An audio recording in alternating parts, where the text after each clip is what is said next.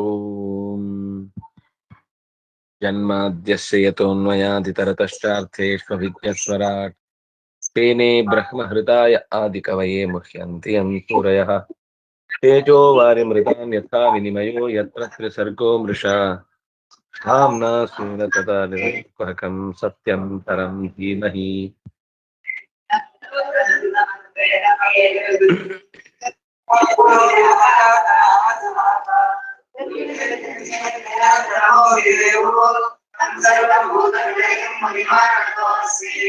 ನಾರಾಯಣಂ ನಮಸ್ಕೃತ್ಯ ನರಂ ಚೈವ ನರೋತ್ತಮಂ ದೇವೀಂ ಸರಸ್ವತೀಂ ವ್ಯಾಸಂ ತತೋ ಬ್ರಹ್ಮಮುನಿರಯೇ.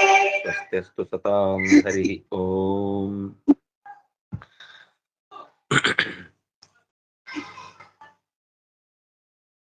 ಶರೀರದ ಬಗ್ಗೆ ಸರಿಯಾಗಿ ತಿಳಿದವನು ಯಾವತ್ತೂ ಕೂಡ ಮತ್ತೆ ಶರೀರ ಪೋಷಣೆಗಾಗಿ ಸಿಕ್ಕಾಪಟ್ಟೆ ತಲೆ ಕೆಡಿಸಿಕೊಳ್ಳುವಂತಹ ಕೆಲಸ ಮಾಡಲ್ಲ. ಆಹು ಶರೀರಂ ರಥಮಿಂದ್ರಿಯಾಣಿ ಖಯಾದಭೀಷುಂ ಮನ ಇಂದ್ರಿಯೇಶಂ ವರ್ತ್ಮಾನಿ ಮಾತ್ರ ದಿಷಣಾಂಚ ಸೂತ್ರಂ ಸತ್ವಂ ಬೃಹತ್ಬಂಧುರಮೀಶಧಾಮ. ಶರೀರ ಇಂದ್ರಿಯಗಳಿಂದ ಏನು ಪ್ರಯೋಜನ ಪಡಿಬಾರ್ದು, ಅದನ್ನ ನಿರ್ಲಕ್ಷ್ಯ ಮಾಡಬೇಕು ಅನ್ನೋ ಅಭಿಪ್ರಾಯ ಅಲ್ಲ ಇಲ್ಲಿ ಹೇಳಿದ್ದು. ಅಂದ್ರೆ ಹಿಂದಿನ ಅಭಿಪ್ರಾಯ ಏನಿತ್ತು ಅಂದ್ರೆ ಒಂದ್ಸಲ ಶರೀರಕ್ಕೆ ಒತ್ತೇ ಕೊಡಬಾರ್ದು, ಶರೀರವನ್ನ ನೋಡ್ಕೊಳ್ಳೇಬಾರ್ದು, ಶರೀರ ಅನ್ನೋದು ತುಂಬಾ ಅನುಪಯುಕ್ತ ಅನ್ನುವ ಹಾಗೆ ಮೇಲ್ನೋಟಕ್ಕೆ ಮಾತು ಕಾಣಿಸುತ್ತೆ. ಭಾಗವತವೇ ಮತ್ತೆ ಒತ್ತು ಕೊಟ್ಟು ಹೇಳುತ್ತೆ, ಅವುಗಳ ಸಹಾಯದಿಂದ ಮೋಕ್ಷ ಪಡೀಲಿಕ್ಕೆ ಸಾಧ್ಯ ಇದೆ. ಆದ್ರೆ ಅವನದನ್ನ ದುರುಪಯೋಗ ಪಡಿಸಿಕೊಂಡ್ರೆ ಕತ್ತಲೆಯ ಕೊಂಪೆಯನ್ನು ಕೊಳಿಲಿಕ್ಕೂ ಆಗುತ್ತೆ. ನಾವು ಕತ್ತಲೆ ಕೊಂಪೆಯಲ್ಲಿ ಕೊಳಿಬೇಕು ಅಂತಿದ್ದೀವೋ ಅಥವಾ ಸಾಧನೆ ಮಾಡಿ ಬಿಡುಗಡೆಯ ದಾರಿಯನ್ನು ಹೊಂದಬೇಕು ಅಂತಿದ್ದೀವೋ ನಮ್ಮ ಕೈಯಲ್ಲಿದೆ. ನಾವು ಅದಕ್ಕೆ ಗಮನ ಕೊಡಬೇಕು ಅನ್ನೋದು ಎಷ್ಟು ನಿಜನೋ, ಆದ್ರೆ ಅದೇ ಸರ್ವಸ್ವ ಅಲ್ಲ ಅನ್ನೋ ಎಚ್ಚರವೂ ಅದೇ ಹೊತ್ತಿಗೆ ಇರಬೇಕು. ಶರೀರ ಒಂದು ರಥ ಇದ್ದ ಹಾಗೆ. ನಾವು ರಥದಿಂದ ಇಳಿದು ಆಮೇಲೆ ದೇವಸ್ಥಾನಕ್ಕೆ ಹೋಗ್ತೀವಿ, ರಥನು ತಗೊಂಡು ದೇವಸ್ಥಾನದೊಳಗೆ ಹೋಗಲ್ಲ. ನಾವು ಹೋಗ್ಬೇಕಾದ್ರೆ ಅಲ್ಲಿ ತನಕ ಮುಟ್ಲಿಕ್ಕೆ ಅದು ಸಾಧನ ಅಷ್ಟೇ. ನಾವು ದೇವರ ಹತ್ರ ಹೋಗುವಾಗ ರಥದಲ್ಲಿ ಹೋಗ್ತಿದ್ದೀವಿ, ರಥನು ಕೂಡ ದೇವರ ಹತ್ರ ಬರ್ಬೇಕು ಅಂತ ಅದನ್ನ ಹೇಳ್ಕೊಂಡು ಹೋಗ್ಲಿಕ್ಕಾಗಲ್ಲ. ಅದು ರಥ ಬೀದಿಯಲ್ಲಿ ಇರುತ್ತೆ, ನಾವು ದೇವಸ್ಥಾನದೊಳಗೆ ಹೋಗ್ತೀವಿ. ಹಾಗೇನೆ ಈ ಶರೀರ ದೇವರ ಹತ್ರ ಕರ್ಕೊಂಡು ಹೋಗೋ ತನಕ ಅದು ಬೇಕು. ಅದಾದ್ಮೇಲೆ ಅಲ್ಲ, ದೇವಸ್ಥಾನದಿಂದ ಹೋದ್ಮೇಲೆ ಮತ್ತೆ ವಾಪಸ್ ಬರ್ಲಿಕ್ಕೆ ಬೇಕಲ್ವಾ ಅಂದ್ರೆ, ಸ್ವರ್ಗಕ್ಕೆ ಹೋದ್ರೆ ಅದು ವಾಪಸ್ ಬರ್ಲಿಕ್ಕೆ ಬೇಕು. ಆದ್ರೆ ಬಿಡುಗಡೆಯ ದಾರಿಯನ್ನು ಹೊಂದಿದ್ಮೇಲೆ ಮತ್ತೆ ವಾಪಸ್ ಬರ್ಲಿಕ್ಕಿಲ್ಲ. ನಚ ಪುನರಾವರ್ತತೆ. ಅಲ್ಲಿಂದ ವಾಪಸ್ ಬಂದ್ರೆ ಮತ್ತೆ ಇದೇ ಸಂಸಾರ, ಇದೇ ಒದ್ದಾಟ, ಇದೇ ಕಿರಿಕಿರಿ, ಇದೇ ಹೊಯ್ದಾಟ, ಹುಡುಕಾಟ, ಹೈರಾಣ ಆಗುದ್ರ ಪಾರವನ್ನು ಸಾಕು ಅಂತ ಬಿಟ್ಟೆ ಇಲ್ಲಿಗೆ ಬಂದ್ಮೇಲೆ ಮತ್ತೆ ವಾಪಸ್ ಬರ್ತೀರಾ ಅಂತ ಕೇಳಿದ್ರೆ, ಒಮ್ಮೆ ಅಲ್ಲಿ ಹೋಗಿ ಅದರ ಸತ್ಯದ ಅನುಭವ ಆದ್ಮೇಲೆ ಮತ್ತೆ ಈಚೆ ಬರ್ಲಿಕ್ಕೆ ಅವನು ಇಷ್ಟಪಡಲ್ಲ. ಹಾಗಾಗಿ ಇಂದ್ರಿಯಗಳಲ್ಲಿ ಅತ್ಯಂತ ಪ್ರಧಾನವಾದದ್ದು ಮನಸ್ಸು. ಈ ಮನಸ್ಸಿಗೆ ಲಗಾಮು ಹಾಕಬೇಕು, ಇಲ್ಲದೆ ಇದ್ರೆ ಎಲ್ಲೆಲ್ಲೋ ಹೋಗ್ತಾ ಇರುತ್ತೆ. ಶರೀರವನ್ನ ರಥ ಅಂತ ಇಟ್ಕೊಂಡ್ರೆ ಆ ಇಂದ್ರಿಯಗಳೆಲ್ಲವೂ ಕೂಡ ಕುದುರೆ ಇದ್ದ ಹಾಗೆ. ಕುದುರೆಯನ್ನ ಹಿಂದಕ್ಕೆ ಸೆಳಿಬೇಕು ಅಂತಂದ್ರೆ ಅಲ್ಲೊಂದು ಮನಸ್ಸು ಬೇಕು. ಅದು ಲಗಾಮು ಗಟ್ಟಿಯಾಗಿ ಹಿಡ್ಕೊಂಡ್ರೆ ಇಂದ್ರಿಯಗಳೆಲ್ಲ ಬೇಕಾದಲ್ಲಿಗೆ ಹೋಗುತ್ತೆ. ತದಶ್ವಾಯುವ ಸಾರಥೇಹೆ ಅಂತ ಕಠೋಪನಿಷತ್ತು ಹೇಳುತ್ತೆ. ಒಂದು ವೇಳೆ ತಪ್ಪಿದ್ರೆ ದುಷ್ಟಾಶ್ವಾಯುವ ಸಾರಥೆ, ಅದಕ್ಕೆ ಪಟ್ಟಿ ಕಟ್ಟಿಲ್ಲ ಅಂದ್ರೆ ಅದು ರೋಡಲ್ಲಿ ಹೋಗೋದ್ರ ಬದಲು ತೋಡಲ್ಲಿ ಹೋಗ್ಲಿಕ್ಕೆ ಶುರು ಆಗುತ್ತೆ.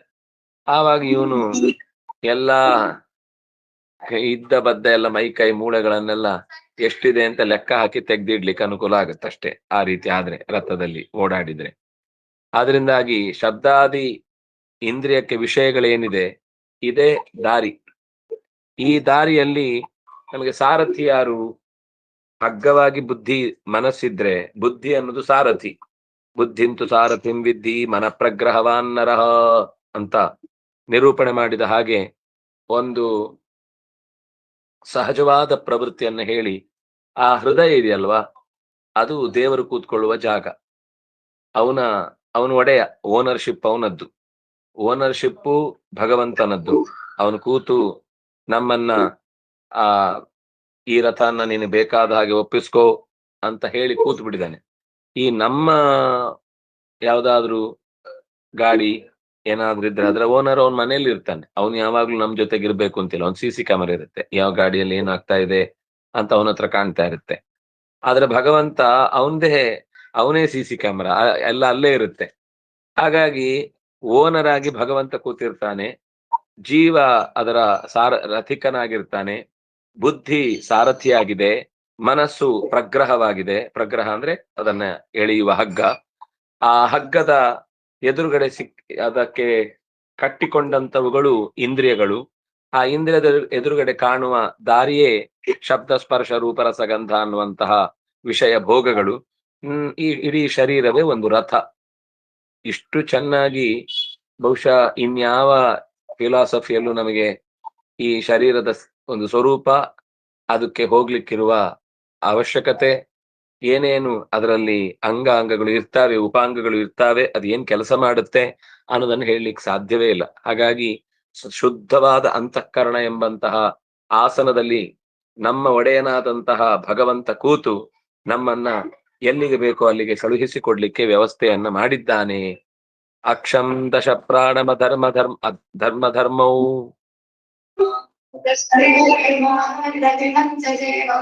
ಧನುರ್ಹಿತಸ್ಯ ಪ್ರಣವಂ ಪಠಂತಿ ಪರಂತು ಜೀವಂ ಪರಮೇವ ಲಕ್ಷ್ಯಂ.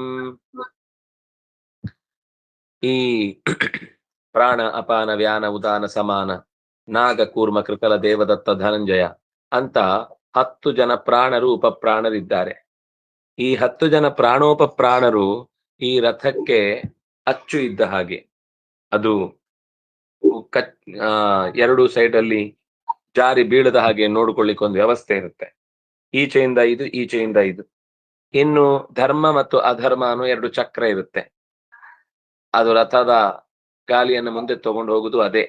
ಅಲ್ಲ, ಅಧರ್ಮ ಹೇಗೆ ತಗೊಂಡೋಗುತ್ತೆ ಅಂತ ತಗೊಂಡೋಗುತ್ತೆ, ಎಲ್ಲಿಗೆ ತಗೊಂಡೋಗುತ್ತೆ ಅಂತ ಗೊತ್ತಿಲ್ಲ ಅಷ್ಟೇ. ಅಧರ್ಮವೂ ಒಂದು ಚಕ್ರ, ಧರ್ಮವೂ ಒಂದು ಚಕ್ರ. ಎರಡೂ ಈ ರಥವನ್ನು ಎಳೆಯುವುದಕ್ಕೆ ಅಗತ್ಯವಾದದ್ದು. ನಾನು ಅಂತ ಒಬ್ಬ ಇದ್ದಾನಲ್ಲ ಜೀವ, ತಮ್ ರಥಿನಂ ವಿದ್ಧಿ, ಅವನನ್ನ ರಥದಲ್ಲಿ ಕೂಡುವ ಏನು ಗ್ರಾಹಕ ಏನಂತಾರೆ,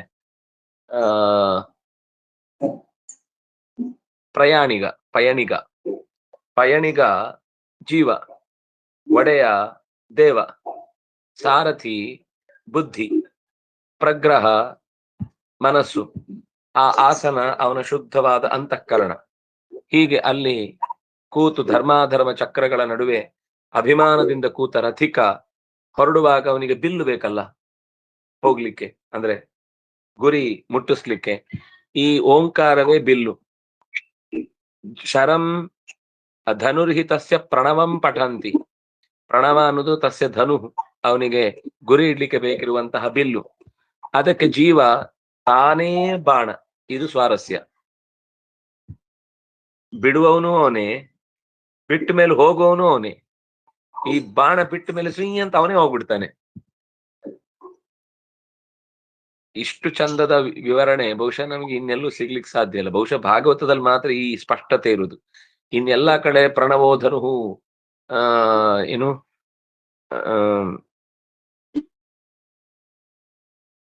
ಏನು ಬ್ರಹ್ಮತಲ್ಲಕ್ಷ್ಯ ಮುಚ್ಚತೆ ಅಂತ ಉಪನಿಷತ್ ಹೇಳುವಾಗ ಧನುಸ್ಸಿಗೆ ಪ್ರಣವ ಅಂತ ಹೇಳಿದ್ರು, ಜೀವನನ್ನ ಬಾಣ ಅಂತ ಹೇಳಿಬಿಟ್ರು. ಆದ್ರೆ ಬಾಣ ಬಿಡೋನು ಯಾರು ಅಂತ ಅಲ್ಲಿ ಹೇಳಲಿಲ್ಲ.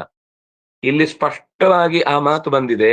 ರಥಿನಂ ಜೀವಂ ಧನುರ್ಹಿತಸ್ಯ ಪ್ರಣವಂ ಪಠಂತಿ ಶರಂತು ಜೀವಂ. ಮತ್ತೆ ಹಿಂದೆ ರಥಿನಂ ಜೀವಂ, ಇಲ್ಲಿ ಮತ್ತೆ ಜೀವಂ ಶರಂ. ಅವನೇ ಬಾಣ, ಅವನೇ ಬಿಡುವವ.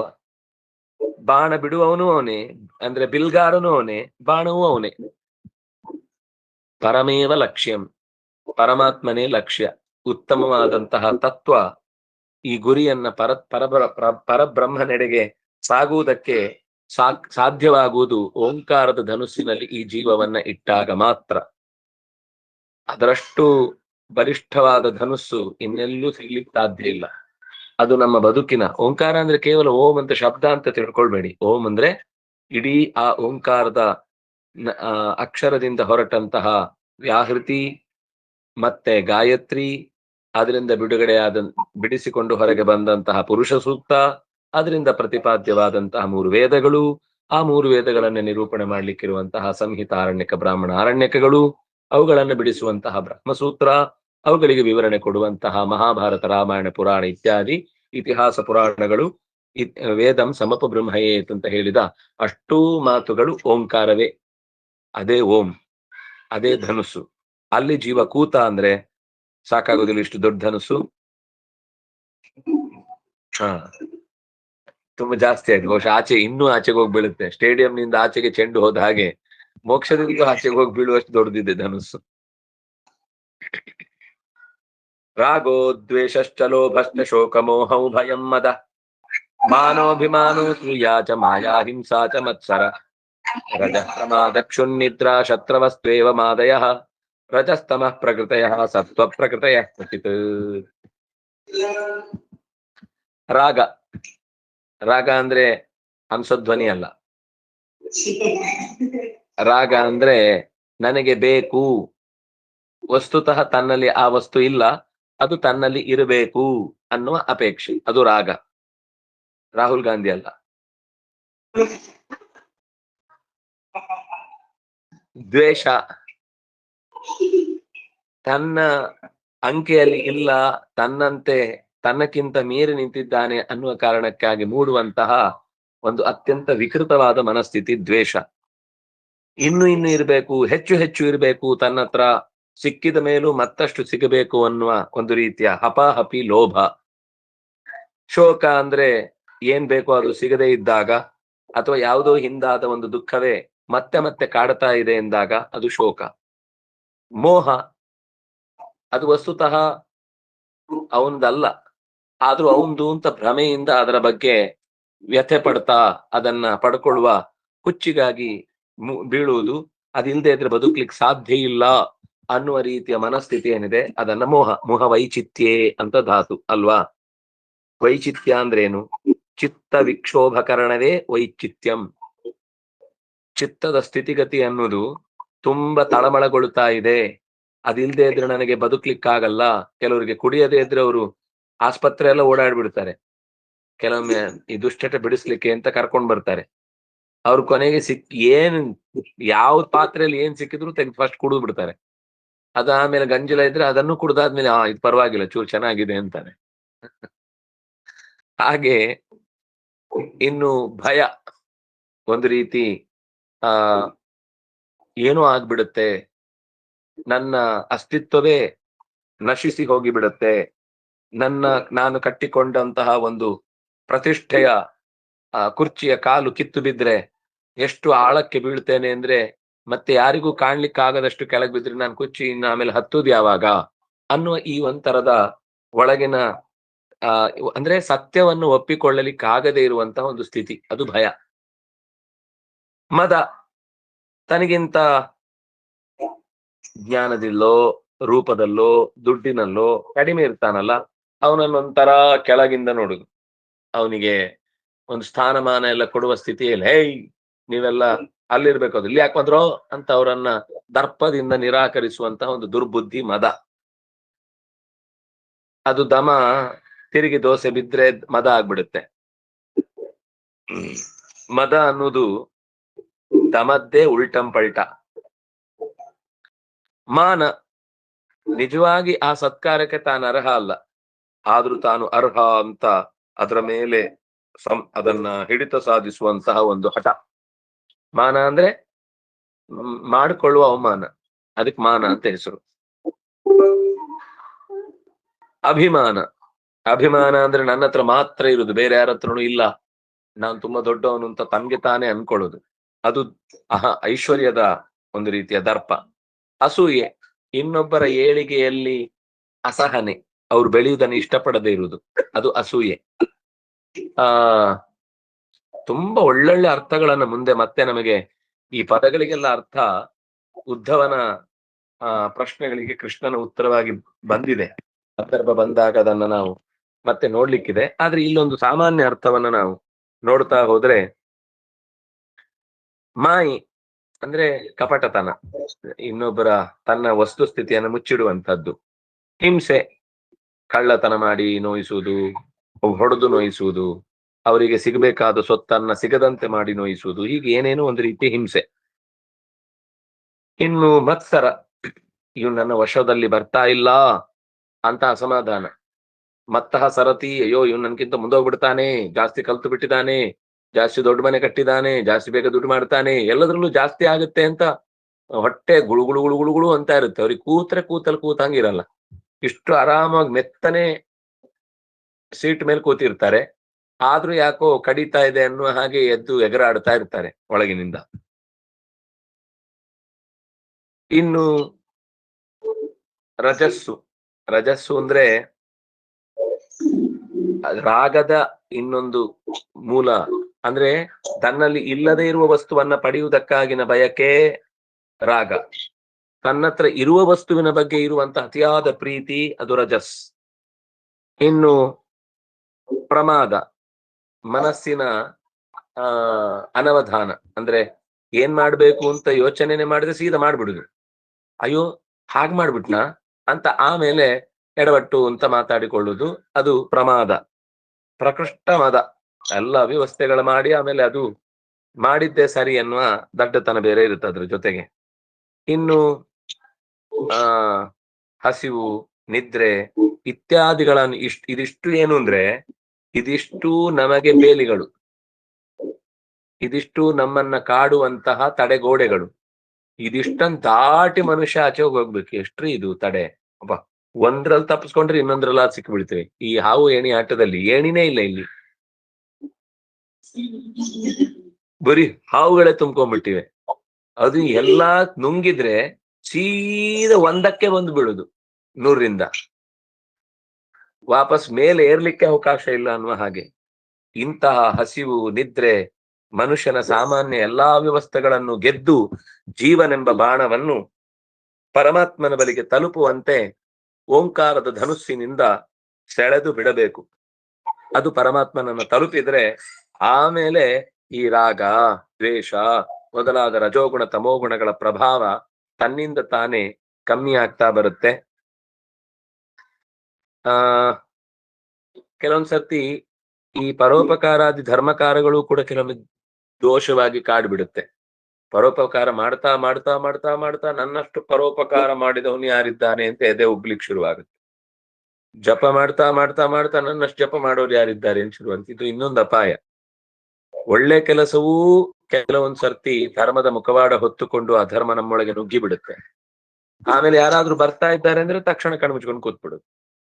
ಅವ್ರು ಹೋದ್ಮೇಲೆ ಮತ್ ಕಣ್ಬಿಟ್ಟು ಹೋದ್ರ ಆಮೇಲೆ ಮಾಮೂಲಾಗಿರುತ್ತೆ. ಇದು ನಮ್ಮ ಈ ಧರ್ಮದ ಚಟುವಟಿಕೆಯಿಂದ ನಮಗೆ ಮರ್ಯಾದೆ ಸಿಗುತ್ತೆ ಅಂತ ಅನ್ನಿಸಿದಾಗ ಮಾಡುವಂತ ಕೆಲವು ದೋಷಗಳು. ಈ ದೋಷಗಳನ್ನು ಕೂಡ ದಾಟುವುದಕ್ಕೋಸ್ಕರವೇ ಸತ್ವವನ್ನೂ ಬಿಡಬೇಕು. ಈ ಸತ್ವ ಒಳ್ಳೇದೇ, ಆದ್ರೆ ಹೋಗ್ತಾ ಹೋಗ್ತಾ ಹೋಗ್ತಾ ಅತ್ಯಂತ ಸಲುಗೆ ಅತಿ ಪರಿಚಯಾದವಜ್ಞ ಅಂತ ಒಂದು ಮಾತಿದೆಯಲ್ವಾ. ಅತ್ಯಂತ ಪರಿಚಯ ಆಗ್ತಾ ಹೋದ ಹಾಗೆ ಅದರ ಬಗ್ಗೆ ಒಂದು ಅವಜ್ಞೆ ಬೆಳೆಯುತ್ತೆ, ಅದರ ಬಗ್ಗೆ ಒಂದು ಅನಾಸಕ್ತಿ ಬೆಳೆಯುತ್ತೆ, ಅಥವಾ ತಿರಸ್ಕಾರದ ಭಾವ ಬೆಳೆಯುತ್ತೆ. ಇಂಥದ್ದು ಬಹಳ ಕಷ್ಟ. ಆದ್ರಿಂದಾಗಿ ಸೂಕ್ಷ್ಮ ಸತ್ವದ ಕಡೆಗೆ ಹೋಗ್ಬೇಕು. ಈ ಸ್ಥೂಲವಾದ ಸತ್ವ, ಅದರಲ್ಲಿ ರಜಸ್ಸು ತಮಸ್ಸಿದೆ.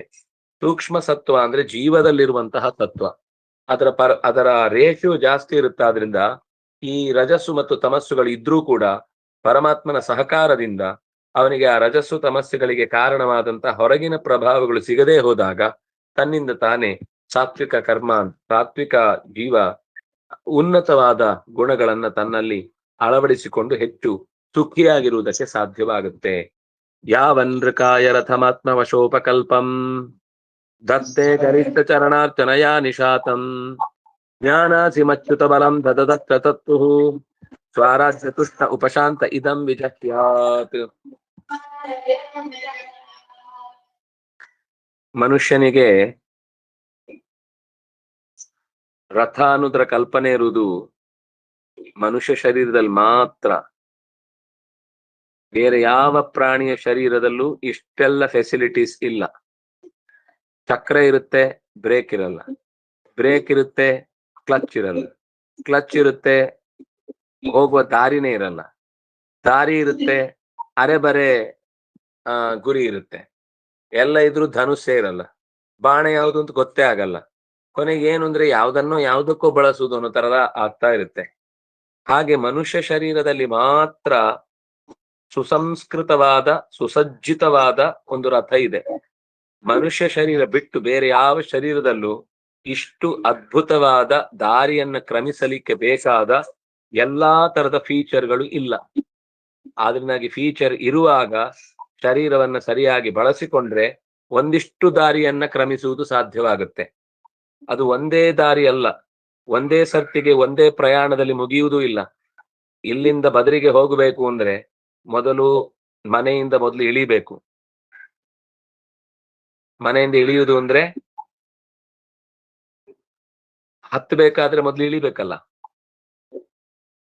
ಈಗಾದ್ರೆ ವಿಮಾನಕ್ಕೆ ಹತ್ತಕ್ಕೆ ಮುಗಿದೋಯ್ತು, ಆಗೆಲ್ಲ ಪ್ರಯಾಣ ಅಂದ್ರೆ ನಡ್ಕೊಂಡು ಹೋಗುದಲ್ಲ. ಮನೆಯಿಂದ ಇಳಿಯುವುದು ಅಂದ್ರೆ ಮನೆ ಅನ್ನುವಂತಹ ಪದಾರ್ಥಕ್ಕಿಂತ ಮುಖ್ಯವಾದದ್ದು ಇನ್ನೊಂದಿದೆ ಅನ್ನುವ ಆಸೆಯಿಂದ ಇದರ ಬಗ್ಗೆ ವೈರಾಗ್ಯ ತಾಳುವುದು ಇಳಿಯುವುದು. ಮನೆಯನ್ನು ಬಿಡದೇ ಇದ್ರೆ ಬದ್ರಿಗೆ ಹೋಗುದು ಹೇಗೆ, ಕೇದಾರಕ್ಕೆ ಹೋಗುದು ಹೇಗೆ? ಹೋಗ್ಬೇಕು ಅಂದ್ರೆ ಮೊದಲು ಮನೆ ಬಿಡ್ಬೇಕಲ್ಲ. ಹಾಗೆ ಭಗವಂತನ ಕಡೆಗೆ ಹೋಗ್ಬೇಕು ಅಂದ್ರೆ ಈ ಸಂಸಾರ ಬಿಡದೆ ಇದರಲ್ಲಿಗೆ ಹೋಗುದು ಹೇಗೆ?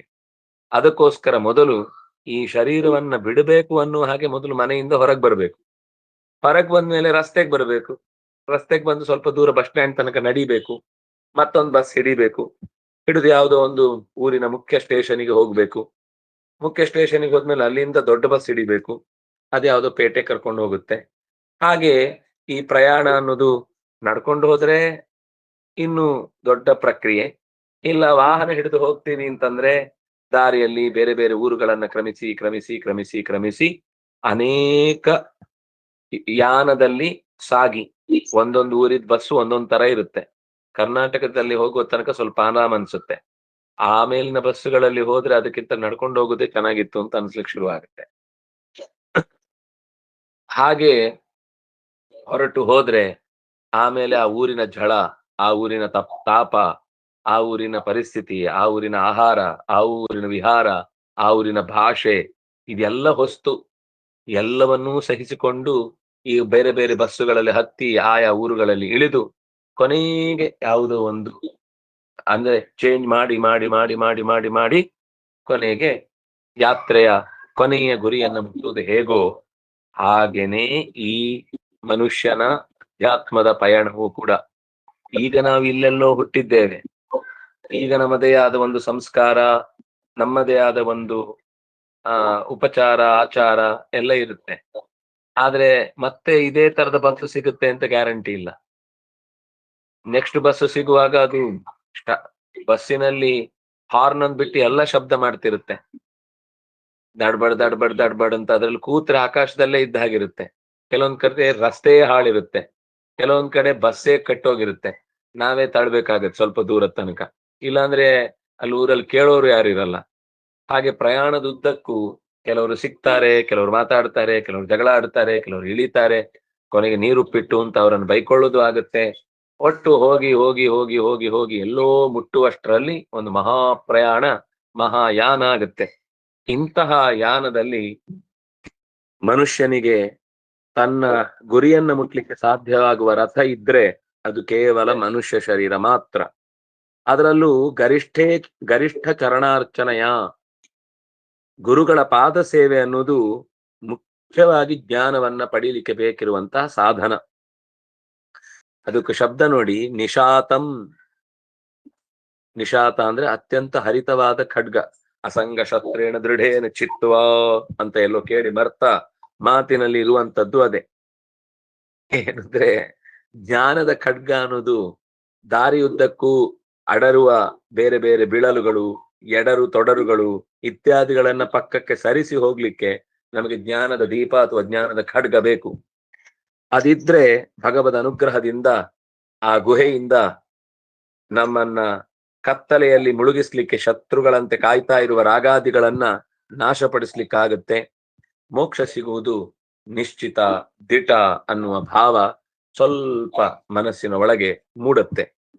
ಹಾಗೆ ಮುಂದೆ ಮುಂದೆ ಸಾಗುವಾಗ ಎಷ್ಟೆಷ್ಟೋ ಅವನನ್ನ ಸಿದ್ಧಿಗಳೆಲ್ಲ ಅವನನ್ನ ಗುದ್ದಿ ಕೆಳಕ್ಕೆ ಬೀಳಿಸ್ಬೇಕು ಅಂತ ಪ್ರಯತ್ನಿಸ್ತಾ ಇರ್ತಾವೆ. ಅವನು ಎದ್ದು ಎದೆಗೆ ಒದ್ದ ಹಾಗೆ ಅದನ್ನ ಮುಂದೆ ನಡೆದ್ರೆ, ಅದರ ಆಸೆಗೆ ಬಲಿ ಬೀಳದೆ ಮುಂದೆ ನಡೆದ್ರೆ ಅವನಿಗೆ ಸಂಸಾರದ ಬಂಧನದಿಂದ ಸಹಜವಾದ ಮುಕ್ತಿ ಅನ್ನೋದು ಲಭ್ಯವಾಗುತ್ತೆ.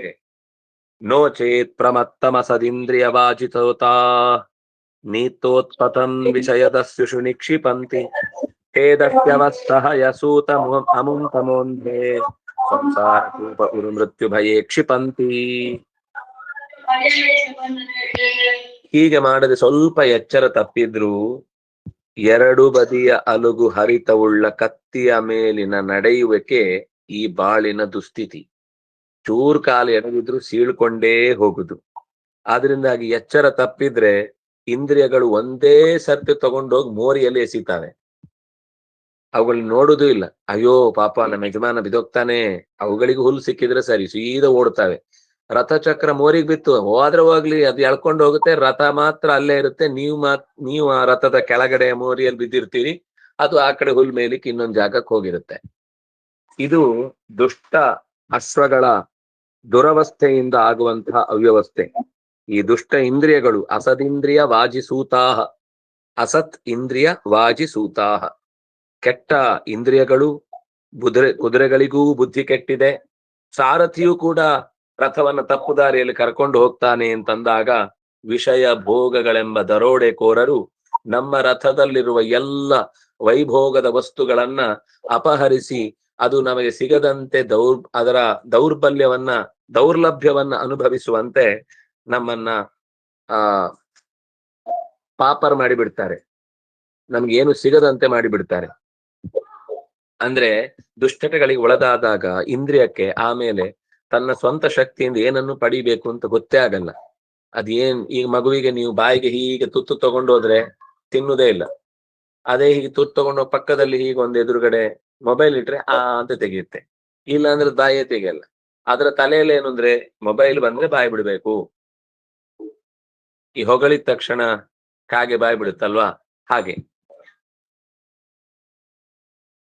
ಇನ್ನು ಆ ರಥಿಕನಿಗೆ ಈ ಎಲ್ಲ ವಿಷಯ ಪದಾರ್ಥಗಳ ಮೇಲೆ ಅಥವಾ ಎಲ್ಲ ತನ್ನ ಸುತ್ತ ಇರುವ ವಸ್ತುಗಳ ಮೇಲೆ ಅಭಿಮಾನ ಇದ್ದಾಗ ಅವನು ಅಕಸ್ಮಾತ್ ದುಷ್ಟ ಆಗಿದ್ರೆ, ಯಾವತ್ತಿಗೂ ಅವನಿಗೆ ತಾನು ಮಾಡುವ ಕೆಲಸದಲ್ಲಿ ಇದು ತಪ್ಪು ಅನ್ನುವ ಪಾಪ ಪ್ರಜ್ಞೆ ಮೂಡದೇ ಇದ್ರೆ ಅವನು ಕತ್ತಲೆಯ ದಾರಿಯನ್ನ ಗಟ್ಟಿ ಹಿಡ್ಕೊಂಡಿದ್ದಾನೆ ಅಂತ ಅರ್ಥ. ಸಂಸಾರದ ಕೂಪದಲ್ಲಿ ಮತ್ತೆ ಮತ್ತೆ ಬರ್ತಾ ಇರ್ತಾನೆ. ಕೊನೆಗೆ ಮರಣಕ್ಕಿಂತ ಅತ್ಯಂತ ದುಃಖವಾದ ದುಸ್ಥಿತಿಯನ್ನ ಮತ್ತೆ ಯಥಾಸ್ಥಿತಿಗೆ ಉತ್ತಮ ಸ್ಥಿತಿಗೆ ಬರಲಿಕ್ಕೆ ಆಗದೇ ಇರುವಂತಹ ಅವ್ಯವಸ್ಥೆಯನ್ನ ಆತ ಅನುಭವಿಸ್ತಾನೆ. ಮೃತ್ಯು ಭಯೇ ಕ್ಷಿಪಂತಿ, ಯಾವಾಗ್ಲೂ ಸಾಯ್ತೇನೆ ಸಾಯ್ತೇನೆ ಸಾಯ್ತೇನೆ ಅನ್ನುವ ಮಹಾಭಯದಲ್ಲಿ ಬಿದ್ದು ಸಾಯ್ತಾನೇ ಇರ್ತಾನೆ. ಅವನಿಗೆ ಒಂದೇ ಸಲ ಸಾವು ಬರಲ್ಲ. ಯಾರು ಇನ್ನೊಬ್ಬರನ್ನ ಸಾಯಿಸಿ ಒದ್ದಾಡಿಸಿರ್ತಾನೋ ಅವನಿಗೂ ಪ್ರಕೃತಿ ಅಂತದ್ದೇ ಸಾವನ್ನ ಕೊಡುತ್ತೆ, ಅಂತದ್ದೇ ವ್ಯಥೆಯನ್ನು ಉಣಿಸತ್ತೆ. ಪ್ರವೃತ್ತಂಚ ನಿವೃತ್ತಂಚ ದ್ವಿಧಂ ಕರ್ಮ ವೈದಿಕಂ ಆವರ್ತತೆ ಪ್ರವೃತ್ತೇನ ನಿವೃತ್ತೇನ ಶ್ರುತೇ ಮೃತಂ. ಪ್ರವೃತ್ತ ಅಂದ್ರೆ ಜ್ಯೋತಿಷ್ಠೋಮೇನ ಸ್ವರ್ಗ ಕಾಮೋ ಯಚೇತ ಅನ್ನುವ ಮಾತಿನಿಂದ ಜ್ಯೋತಿಷ್ಠೋಮ ಯಾಗ ಮಾಡುವುದು ಪ್ರವೃತ್ತ. ಜ್ಯೋತಿಷ್ಠೋಮವನ್ನೇ ಮಾಡುವಾಗ ನಾರಾಯಣೋ ಸೋ ಪರಮೋ ವಿಚಿಂತ್ಯ, ಅವನನ್ನು ಹೊರತುಪಡಿಸಿ ನನಗಿನ್ನಾರ ಚಿಂತೆಯೂ ಇಲ್ಲ ಅಂತ ಸರ್ವ ಕಾರ್ಯವನ್ನು ಭಗವಂತನಲ್ಲಿ ನಿವೃತ್ತಿಯ ಮಾರ್ಗದಿಂದ ಅರ್ಪಿಸುವುದೇನಿದೆ, ಇದು ಎರಡು ಬಗೆಯ ಕರ್ಮ. ಈ ಎರಡು ಬಗೆಯ ಕರ್ಮ ಎಲ್ಲವೂ ವೇದದಲ್ಲಿ ಹೇಳಿರುವಂತದ್ದೇ, ಇದು ಅವೈದಿಕ ಅಂತ ಏನಲ್ಲ. ಸಕಾಮ ಕರ್ಮ ಅನ್ನೋದು ವೇದದಲ್ಲೇ ಹೇಳಿದೆ, ಆದ್ರೆ ಅದು ಬಿಡಬೇಕು ಅಂತ ಮುಂದೆ ಹೇಳುತ್ತೆ. ಆದಷ್ಟು ಬೇಕು ಅಂತ ಅನಿವಾರ್ಯವಾದ ಬಯಕೆ ಇದ್ದಾಗ ಇದನ್ ಮಾಡು, ಸಾಕು ಅಂತ ಅನಿಸ್ಲಿಕ್ಕೆ ಶುರುವಾದಾಗ ಮತ್ತೆ ನಿಷ್ಕಾಮ ಕರ್ಮವನ್ನ ಮಾಡು. ಆವರ್ತತೆ ಪ್ರವೃತ್ತೇನ, ಅದರ ಎಚ್ಚರಿಕೆಯನ್ನು ಕೊಟ್ರು. ನೀನು ಎಷ್ಟು ಪ್ರವೃತ್ತಿ ಧರ್ಮದಲ್ಲಿ ಮುಳುಗ್ತಿ ಅಷ್ಟು ಸರ್ತಿ ಮತ್ತೆ ಮತ್ತೆ ತಿರುಗಿ ಈ ಭೂಮಿಯಲ್ಲಿ ಬರ್ತಿ.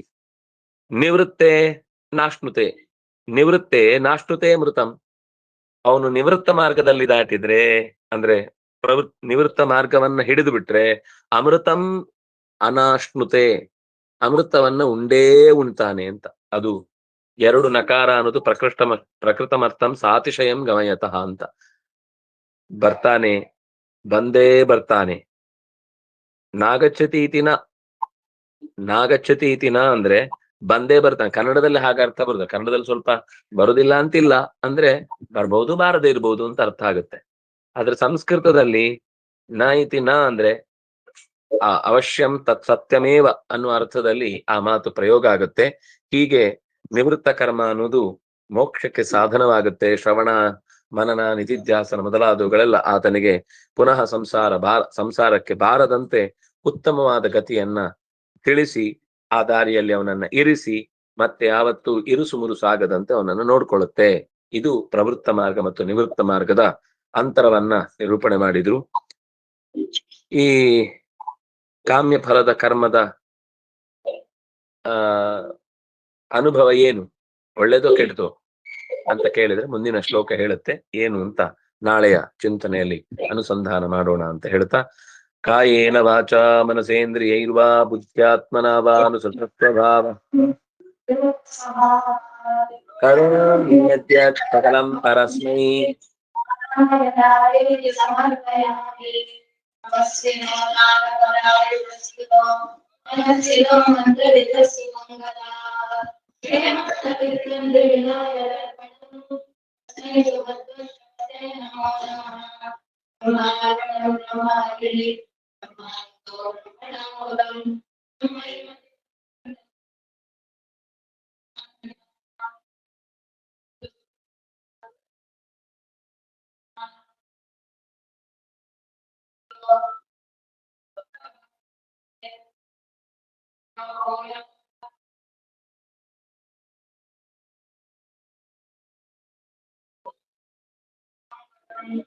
ಶ್ರೀ ಕೃಷ್ಣಾರ್ಪಣಮಸ್ತು.